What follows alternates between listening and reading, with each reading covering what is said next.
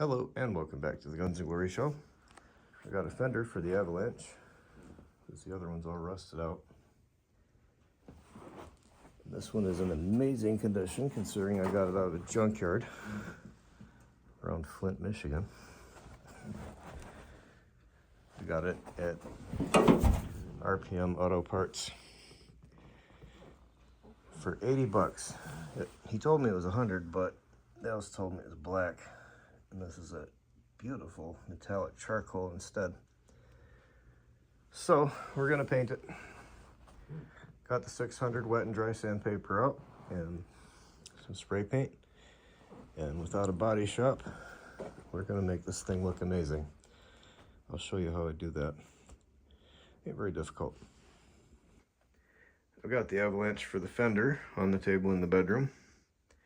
We're wet sanding it.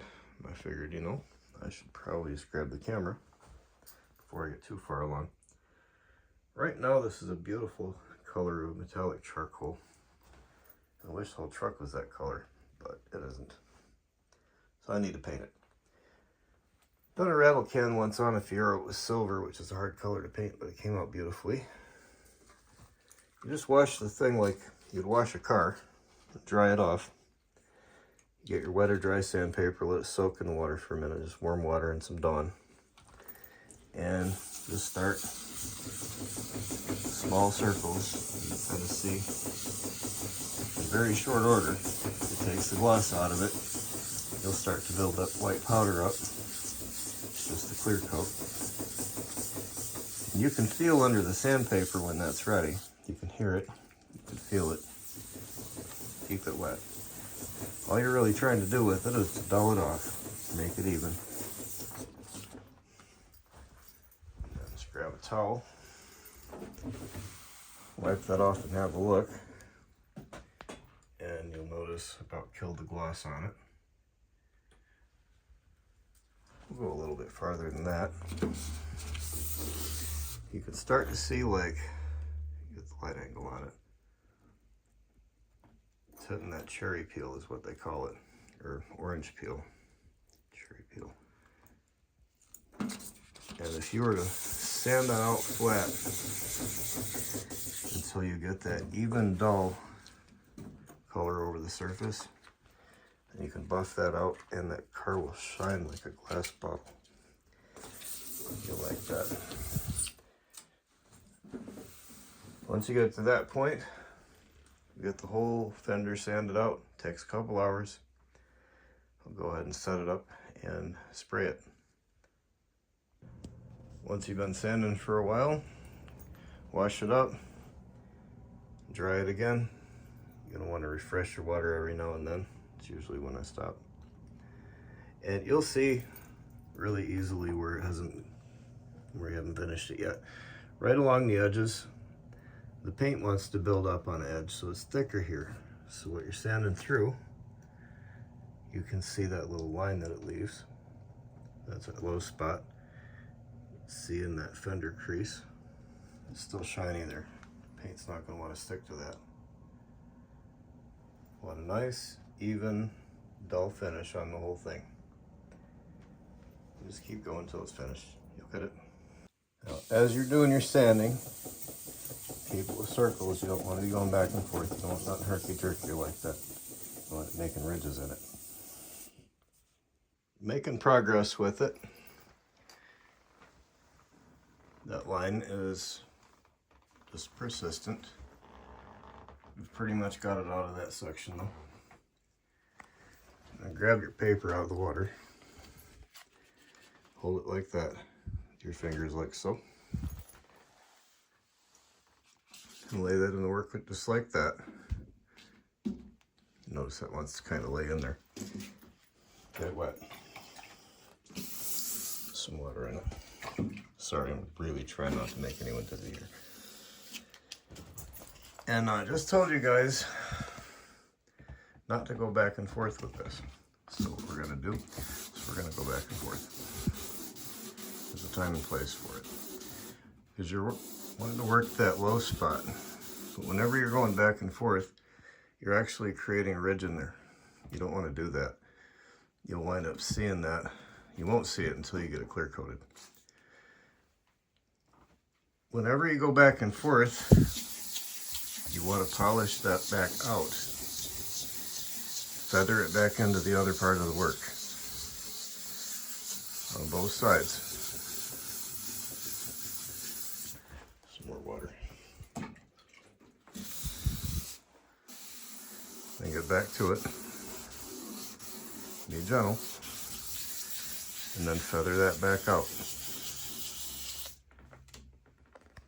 Once you get a little farther along with that, you want to start taking longer strokes until you get to the length of it. And between that, go back to feathering that out.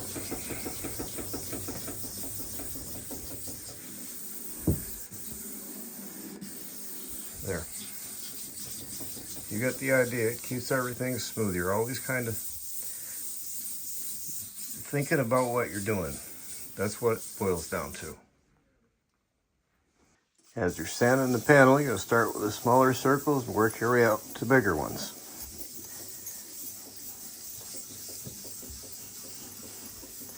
It's just the pattern. The idea is you're trying to keep the surface flat, or make it flat. When you get it dry, look it over, and what you're looking for is something like this right here. That's not feathered out into that surface yet. Same thing on that side. Still got more work to do when it looks like that. That needs to look nice and even. We're getting there. It just takes time. You gotta be patient. Now we're getting that feathered up. We're just starting to get to a point right through here where I would want the whole fender to look like that.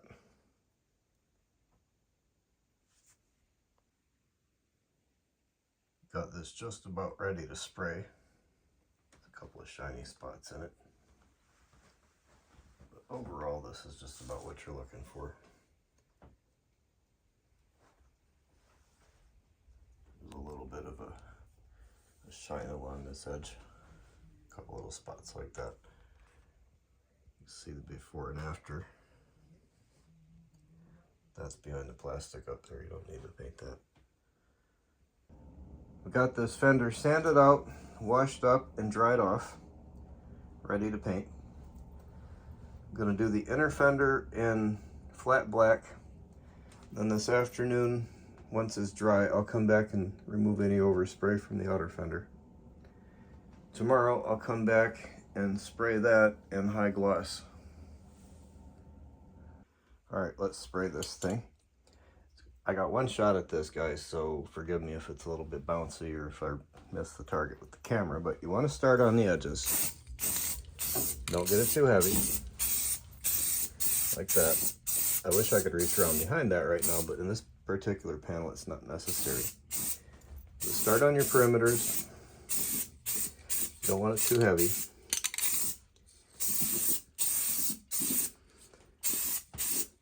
Try to keep the spray square with the work.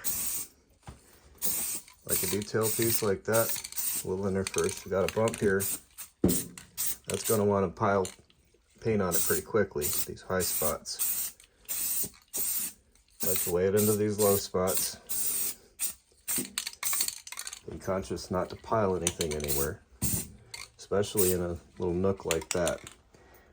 Once you get it laid out, just let it set for a few seconds. Then you can come back and do the whole field. Do this in sections. If that was a finished panel, I'd be doing wider swaths.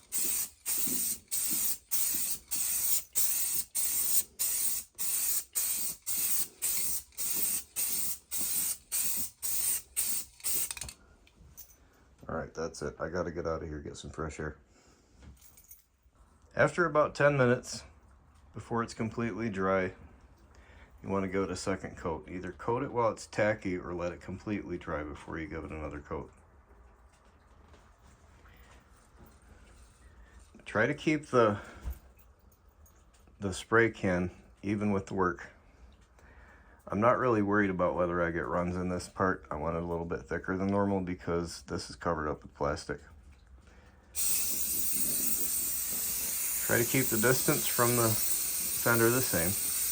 And try to keep it square and let the spray fall off the edge of the fender. Keep it from piling on you. That turned out pretty well, except for that sag right there in the paint, because I kind of goofed up my video and had to reshoot it, which ended up putting more paint on there than I wanted. But that's all right, because now I can show you how to sand that out. Let's put the paint on this thing. Again, we're going to start around the back side of things.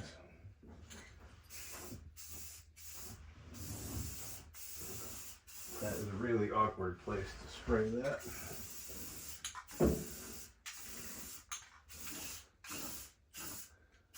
But I've done this before, so trust me, it'll work. Try not to bang into stuff. Painting something like this in close quarters like this is nearly insane.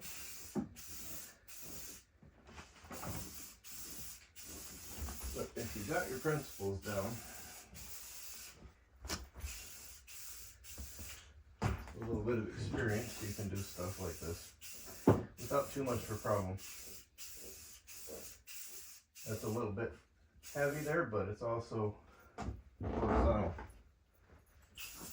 Well, stay away from that for a second. Let it dry up. A little thick there. Whew. A little bit smoky in here. All right, we got the perimeter done. Let it tack up and then I'll do the field. Besides, I need to breathe. Now, I'm kind of a klutz and I dropped the paint can in such a way where it decapitated the lid and I had to go get another one. Now we gotta go finish this thing.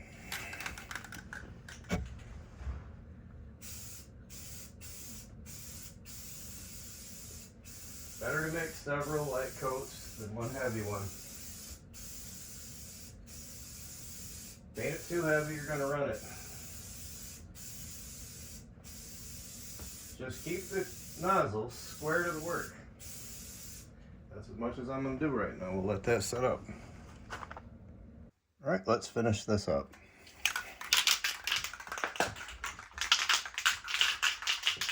Looking great so far.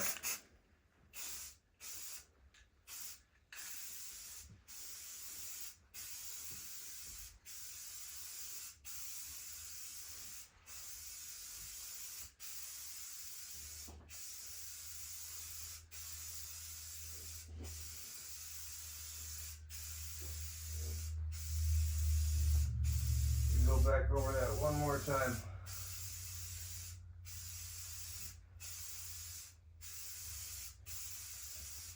Now, there's going to be some orange peel in this, unless I feel like sanding the whole thing out, which I don't. I may change my mind when I get it on the truck. We'll see. This paint job turned out really nice. The coat is pretty much flawless, except for it's got a lot of orange peel in it. They call it orange peel because it's just what it looks like. Oh well, I was hoping to not have to mess with that, but I have to mess with that. That's not gonna work. So no matter what I do, I can't seem to get through the orange peel. So I'm gonna have to sand this entire panel with 400. That's all right. I will just clean it up with acetone this time and then shoot it with the flat black that I painted the inner fender well with. Focus, thank you. And then we'll clear it. Oh, I forgot to film that last portion of sanding. And this coat of flat, which is almost dry. I got a little bit of a sag right in that area, along that seam. I'll have to sand it out with a block, reshoot it, then clear it. Now that little spot is caused from me having gone through the first layer. And how you deal with that is a little 600, a little bit of water, very gently sand that a bit, trying to feather it, and then get a cloth and wipe it dry. You can have a look at it. You can see that start to blend. Well, really light pressure. There's one just ahead of it too. I'll start sneaking up and get that one too. Really light pressure on it. And not a whole lot of water. And you can get them to blend out. When it's finished, it'll look like this one down here. I had that problem right there. Had some swirling in it. You just sand it out even. Very gently, little bits at a time. Same thing with this ridge that came along this seam here. Not real happy about that, but 600. We try to stay off the seam, go up close to it, and don't touch it with the edge. What I've got here is I've got a whole sheet folded over and over and over and over again because I don't have a block. But that will make that rigid enough to work.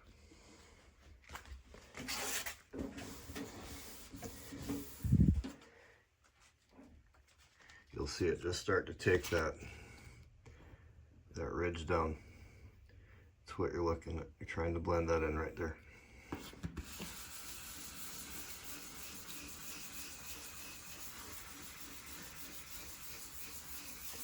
Moist but not very. Check it, check it, check it, check it. You'll get it after a while. Now, that ridge that we're trying to get rid of was caused by me going back and forth trying to get that shiny spot out of there. Remember what I said about going back and forth? That's what it does. I was kind of hoping to get away with it, but you don't usually. A little sag, 600 wet, a little bit more sanding. You don't want to go too much. You don't need to go through the paint. But we gotta get that edge off of there. Yeah, that's a good deal of it right there.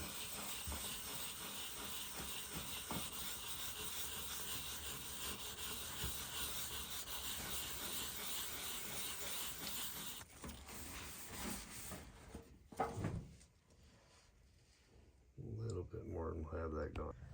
Okay, that turned out pretty well. That's a flat black, it's still wet. I decided to film that then while it's wet so you could see it. It's not perfect yet, I'll still sand in that area a little bit. But I've got that seam just about perfect.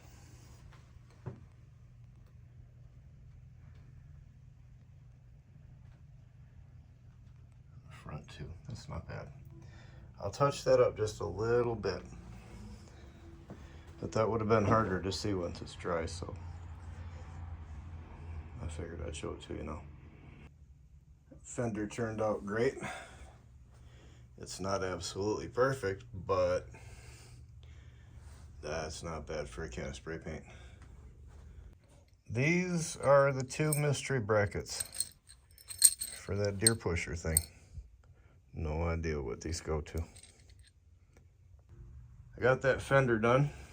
It's not absolutely perfect, but for a can of spray paint and a truck that's a little bit over 20 years old, I'll take it.